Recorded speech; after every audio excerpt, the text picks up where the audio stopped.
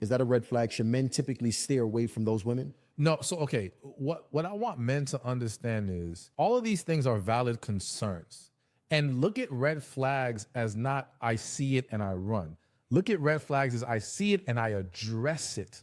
Okay? So if you meet the woman and she has a dysfunctional relationship with her father or grew up in a dysfunctional household, okay, talk about it with her. See how has it impacted her. Because if this woman has healed from that dysfunctional household, why should we hold that against her? And not only why should we hold it against her, you might miss out on an amazing woman because you're worried about something that isn't actually impacting her anymore. But if through discussing it with her, you realize, oh, she got abandonment issues. Oh, she's super toxic. Oh, she's this, she's that. And more importantly, after you recognize those things, she's unwilling to do anything about it to fix it. Now you let her go. Okay, Now there's no discussion. So it still could be some potential opportunity there as long as you do the thorough investigation. That's it. Exactly. I think we have to like not just look at it. Like even using dating women with kids. I know on the internet, everyone's like, yo, don't date women with kids. And I understand the argument. But to me, it's always about go deeper than the surface. Because if the main argument is you don't want to date a woman with kids because you're never going to be a priority in her life, you know what I'm saying? What else is there? You got to deal with the baby father. You're not going to have the authority, you know, whatever these things are. My way of thinking is, okay, address those concerns. Because if you meet this woman and let's just say the baby father is not an issue at all. She actually knows how to prioritize you. You know what I'm saying? And you're not losing nothing in this relationship. Then again, why would you pass this up? Because you're holding on to this idea that this has to equal this. But that's not always the case. Everyone's different. Now, I agree that in most cases, those issues will be present. But it's not always the case.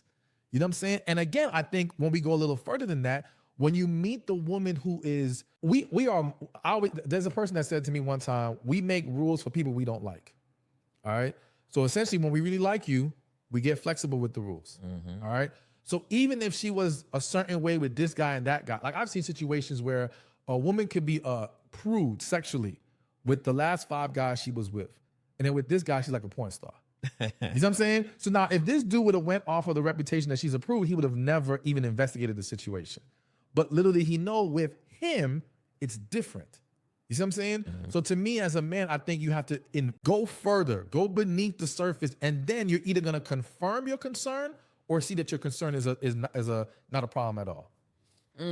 So it is, if a woman actually has went through those things, there's work that she can do to actually heal. And I mean, he probably don't know shit because he probably ain't got no damn daddy himself, so he don't need your trained right outs. He probably don't know how to recognize abandonment issues. So, okay, step one. So what about these wifely duties? Because I hear women and men speaking about that. Like a woman may say, you know, a woman may be comfortable with having, you know, sexual intercourse with a man, but maybe reserved when it comes to providing these wifely duties. So my question for you is, one, based on, you know, the coaching that you do and dealing with these women that you coaching, what do they consider wifely duties? I think they consider wifely duties things like cooking for the man consistently, cleaning the man's house. I think most people they don't include sex as a wifely duty. Right. You know what I'm saying? That kind of they've let that to the side. I think giving that man money in some situations. So I think it's really past that line of sex and just hanging out and enjoying each other is where they start to feel, and it's more so about when they're doing these things consistently. It's one thing to cook for you one time, but if she's always cooking for you, that's a wife thing. You know what I'm saying? If she's always cleaning your house, that's a wife thing.